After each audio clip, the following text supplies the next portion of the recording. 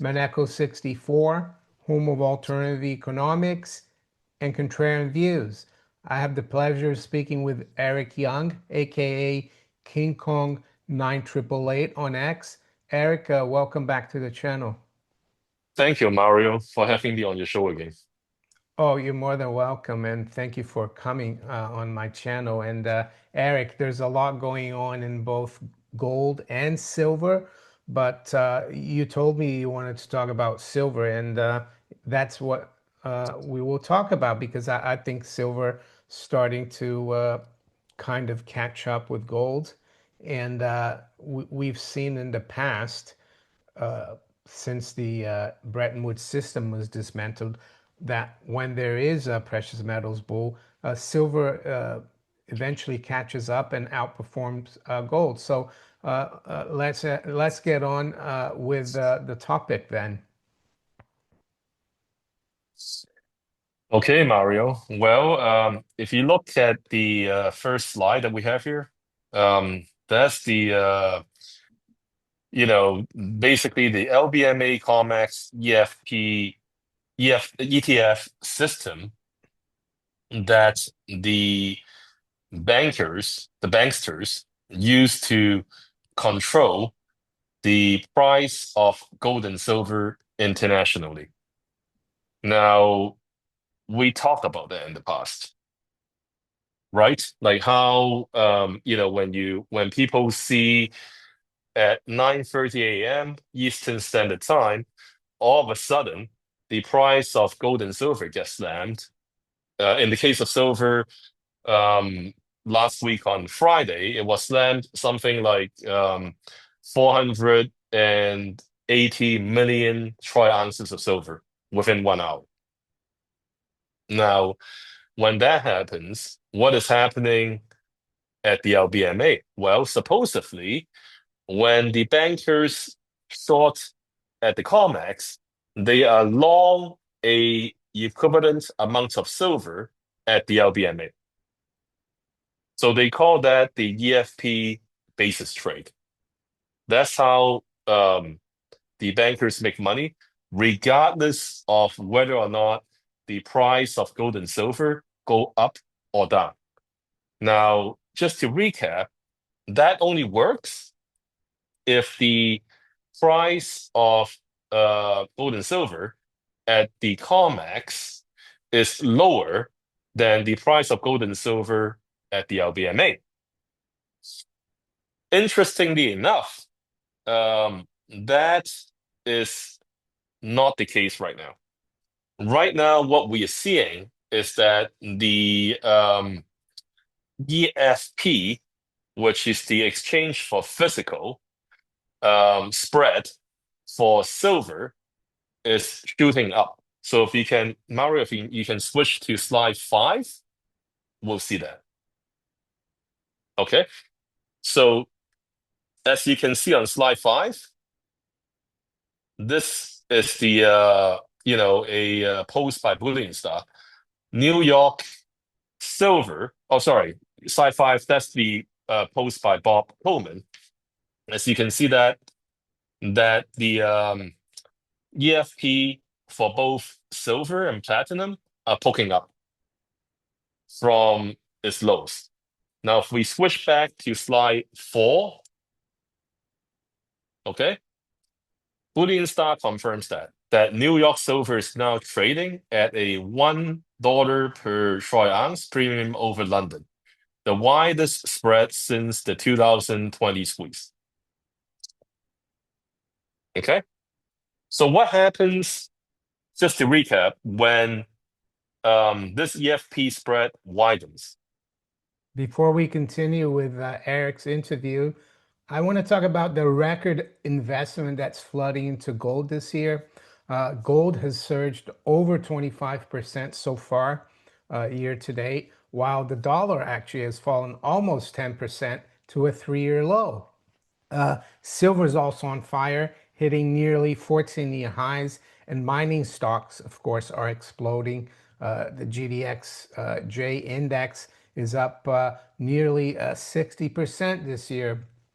And even the major bullion banks which we know are usually very conservative or even bearish about gold. They're forecasting big gains. JP Morgan, they expect gold to reach 4,000 ounces by the second quarter of next year and even 6,000 by 2029. Goldman Sachs, they agree with JP Morgan. They predict 4,000 by the middle of next year for gold. And Bank of America, the same. And they also see silver outperforming gold this year. Yet, despite this surge in the price of metal, many gold mining stocks have not followed suit. So, for some investors, this disconnect could present an opportunity. So, as you can see in this graph, gold stocks have a tremendous gap to close compared to gold spot price, which has soared. A lot of catch up there. Companies with strong project portfolios and solid financial structures may be well positioned if investor sentiment begins to shift back toward the sector. So this information brings me to today's sponsor. It's GoldMining Inc. The ticker is GLDG, and they trade on the NYSE American Exchange. It's a company that I will profile for you today and provide some information as to why they could be potentially a good value. So, for starters, GoldMining Inc. Is trading around 75 cents.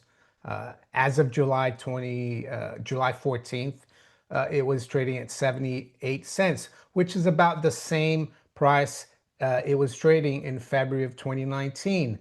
And at the time, gold was less than half of today's price. Yeah, I think it presents a potential undervalued opportunity. And yeah, this isn't just another junior miner.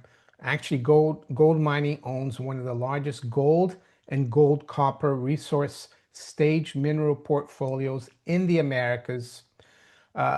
We're talking some dozen projects located in pro-mining jurisdictions like Canada, USA, Brazil, Colombia, and Peru. And the resources are really interesting. They have an estimated 12.4 million ounces of gold equivalent in the measured and indicated category, and an additional 9.1 million ounces of gold equivalent in the inferred category. But wait, the company doesn't just own resource stage mineral properties. It also has a portfolio of publicly traded equities. Yes, equities and cash. So let's look at what they own in terms of equity. Their publicly traded equity holdings alone are worth over $140 million based on the market closing prices of those securities on July 14th, 2025. Plus, they hold $4.4 million in cash and equivalents of last reported quarter end financials on May 31st, 2025. And the company has no debt.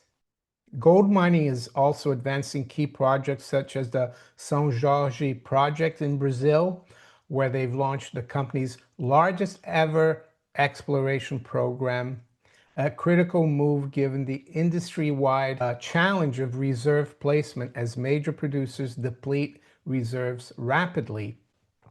The company has just initiated the largest exploration program in the history of the company at São Jorge. As we see this, more than 1 gram per ton open pit resource with regional growth potential in a 46,000 hectare land package. So size, quality, and location matter. Yeah, the gold mining portfolio includes increasingly scarce, large-scale gold and gold copper projects in mining-friendly jurisdictions. Just what the major operators will need to replenish reserves, mine through production. Yeah, these are large-scale projects in safe jurisdictions with infrastructure advantages and a management team with deep experience in building value over time. So gold mining's leadership is stacked with mining veterans, including former Goldcorp CEO David Garofalo and serial mining entrepreneur Amir Adnani. Insiders own over 10 million shares, showing strong alignment with shareholders. Lastly, just look at the key shareholders of GoldMining Inc. Top institutional investors like BlackRock, Sprott, Morgan Stanley, Goldman Sachs, and the GDXJ ETF hold significant stakes, signaling confidence in GLDG's long-term potential. So if you want exposure to gold through a company with strong leverage to the gold price, an undervalued asset base, including publicly traded equities and resource stage properties, a pipeline of development projects, and strong institutional insider backing, GoldMining Inc. deserves a closer look. As always, make sure you review GoldMining Inc.'s public filings for important information regarding its projects, including its most recent annual information form and technical reports referenced in them. These are all available at www.cedarplus.ca. So check out GoldMining Inc., ticker symbol GLDG, and visit goldmininginc.com. And as I always say, make sure you do your own research. And with that, let's continue with our interview with Eric. Well, that means that the bankers, they're losing money on the EFP basis trade if they settle it by cash. So what they would do is they would demand for physical silver delivery at the LBMA, and they take that physical silver and deliver it at the COMEX. Now, when they do that, they don't lose as much money, or they might actually even make money because although the price of silver at London is cheaper than the price of silver at COMEX, the physical silver itself hasn't changed any value. Okay, it's only the paper at the LBMA that is cheaper than the paper at the COMEX. So that, in effect, creates a doom loop. That encourages more people to go to London and demand for physical silver. Now, we are seeing evidence of that. If we go back, Mario, to slide 2, okay? So this is the silver lease rate in London. The implied silver lease rate in London right now has shot up from around 1% to 6%. That's last week. Now, I don't know what exactly the lease rate is today because this, like, all these contracts at the LBMA are bilateral, okay, which means that they are private transactions between two parties. But both Daniel Gatti from TD Securities and Robert Gottlieb, who is the executive from JP Morgan's Bullion Bank, are saying that the silver lease rate at London, at the LBMA, is absolutely shooting up ballistic, going up crazy. Yeah. So, Eric, it seems to me this EFP doom loop is like a backfiring of this scam that they play uh, in where they don't really trade physical gold or silver on COMEX or LBMA. And it's backfiring. I guess what you're telling me is that as the COMEX price has gone above LBMA price, they're actually demanding real physical silver from LBMA, and that's a problem. Do you think that's what happened as well? Maybe in January this year, remember when a lot of gold was flowing to the U.S.? Maybe it was because of that, right?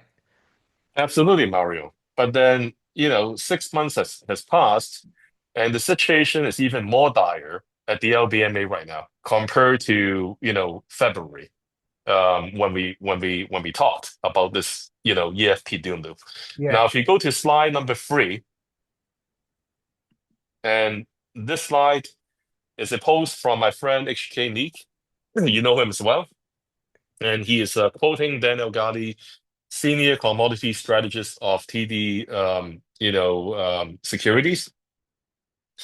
What Daniel is saying in a Bloomberg article is that essentially the LBMA London silver free float is down to 150 million ounces.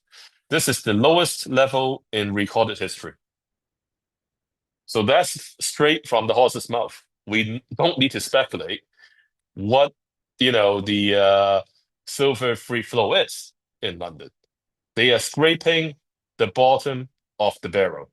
Okay, so now what if I just told you in the last 5 minutes?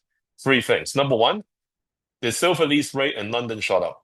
Number two, the EFP spread between London and New York has widened by a lot, almost at historical peak comparable to February.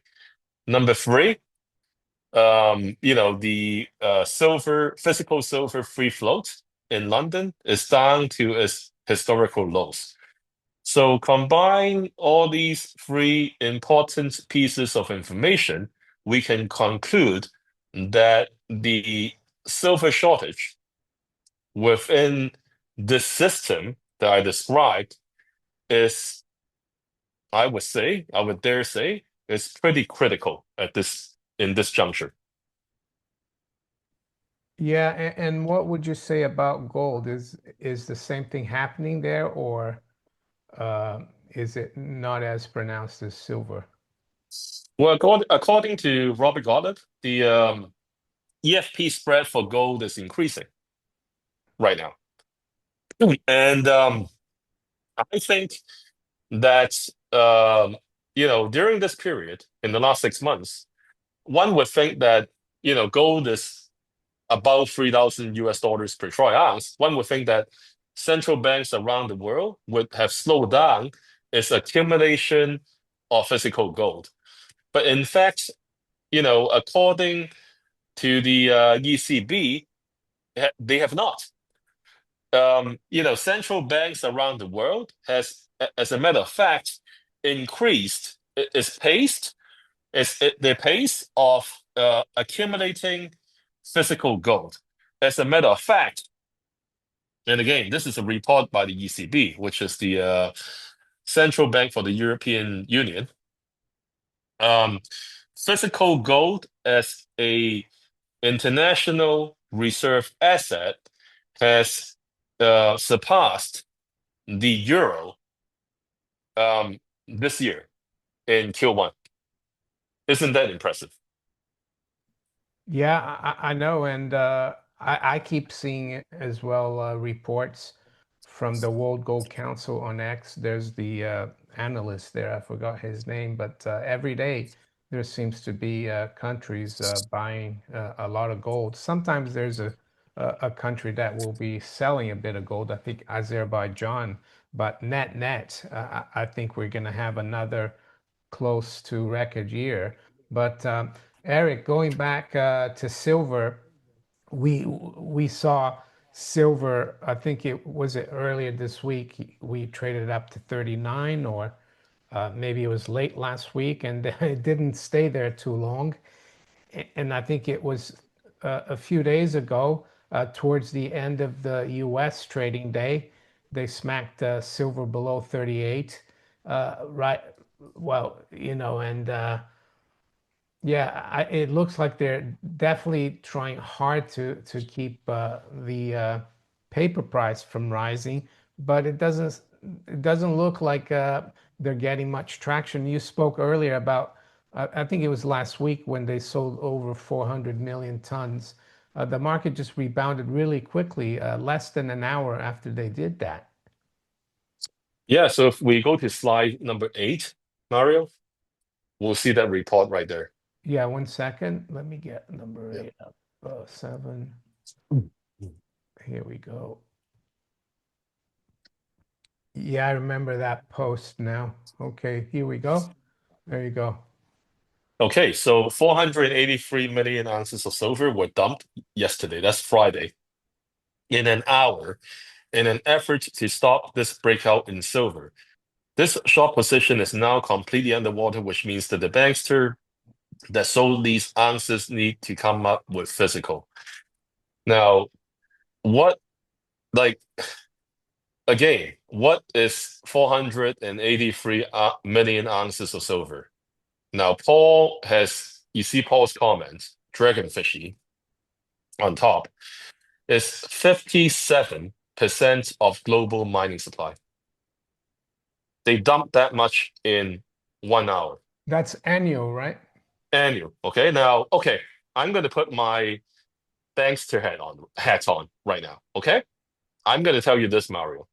Yes, the banksters dumped 483 million troy ounces of silver at the COMEX, but they hashed it.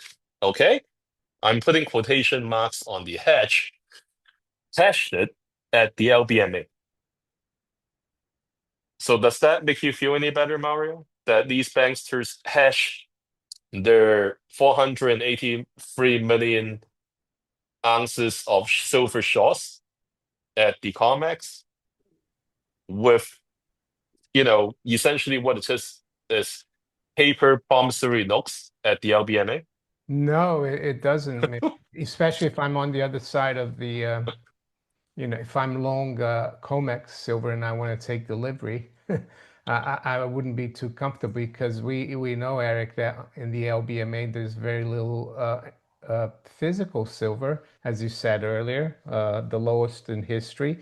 And the other thing, maybe you could explain to the viewers as well, a lot of the physical silver in the LBMA might even be double or more than double counted for ETFs, right?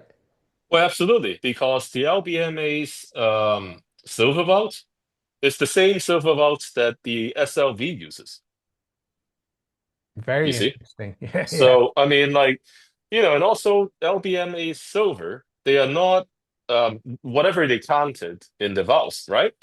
They are not all unencumbered silver, that they're not all unencumbered and they're not all allocated. Okay? Which means that yes, they can be double counted. As a matter of fact, if we look at, what Daniel from TD Security said in the slide I showed you earlier, right? That's slide number 3. He said that again that this London LBMA silver free float is down to 155 million troy ounces. Okay, now remember this number, 155. That's all that the LBMA has left in terms of silver that they can access. Okay, physical silver for delivery, 155 million troy ounces. Now, the bankers, they shorted 483 million ounces of silver at the COMEX in 1 hour, in one day. That's one day. So think about that. Think about that for a second.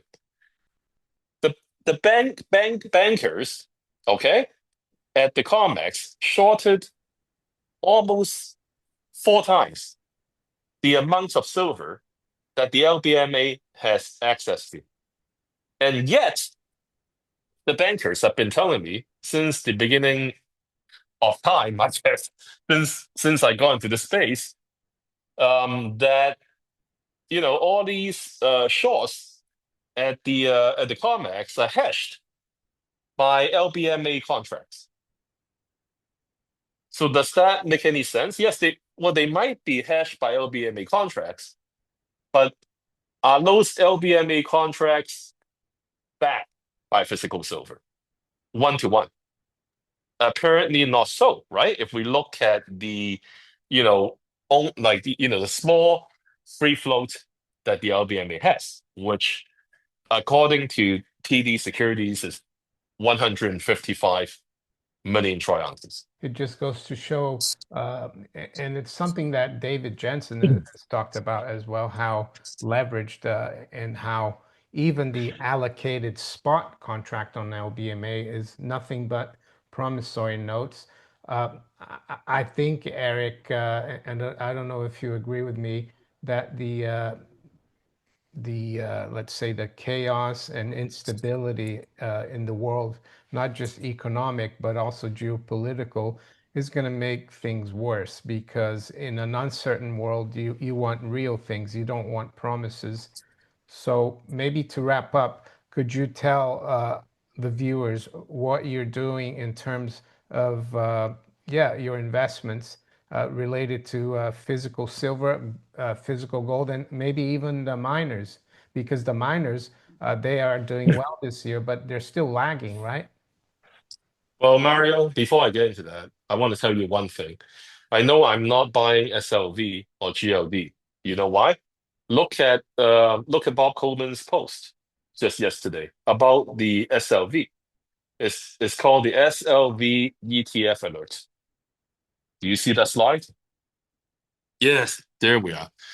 So what Bob Coleman is saying is that several shares are available to short the SLV ETF all day. I do not think I've ever seen this before. So this is actually big news, Mario. You know why? Because what the authorized participants of these ETFs often do, and the authorized participants are usually the bankers, is that they would short the ETFs by borrowing shares, and by doing that, they would be able to withdraw physical metal from these ETFs. Okay, and then ship it off to either the COMEX or the LBMA. Okay, so that's the chart that I showed you in slide one. That's what they do. They move that metal around. So what Bob is saying is that zero shares available to short the SLV ETF. That's shocking because what does that mean? That means the bankers are not able to, you know, at least yesterday, withdraw any metal from the SLV ETF. Why is that? Probably because there's nothing in there. Well, yeah, that's a possibility. Or the custodian, the primary custodian of the SLV ETF, well, it's actually JP Morgan plus HSBC. But I'm thinking that it's possible that JP Morgan is telling all the boys that they don't get access to their physical silver piggy bank anymore. That's a big possibility. That would So that would be huge. I that'll mean, be huge. I even saw that Citibank. They're now saying you could see silver at 44 soon, and I think they're they're actually being bearish there, and probably because they tried to do this, what you said, to ask to borrow these shares, and they were told by J.P. Morgan no. So I think something is definitely happening behind the scenes, and I'm very happy to be able to report this to the audience. And I thank guys like Bob Coleman for reporting this information to the rest of us so that we can share it with even more people. But then to answer your question about what I'm personally doing with my portfolio, I am just simply holding on to my physical gold and silver. As you probably know, Mario, I converted my little daughter's savings, her red pocket money, into physical silver back in June. So guess what? That silver has increased in value by approximately 20-25% within just a little bit more than a month. So I'm putting my money where my mouth is, or I'm putting my little daughter's money where my mouth is. We're buying more silver. And in terms of miners, I have been buying some quality junior miners simply because they a lot of them I believe below the actual intrinsic value, even in this juncture. Okay, there's not a lot of capital or interest in this space right now, even with gold making new highs and silver breaking out of the $35 resistance. So that's what I'm doing personally. Yeah, sounds very like yeah, sounds good to me. I'm doing the same, and of course, this is just what we're doing. It's not financial advice. Just holding on to physical and trying to pick out some interesting like junior miners, and I have some of the bigger ones too because they're a bit more stable. But like you said, people are still interested in the Nasdaq and S&P, but I think that's going to change soon. And Eric, with that, I'm going to wish you a great rest of the weekend, and I'm going to thank you for coming on again. Thank you, Mario. You're welcome.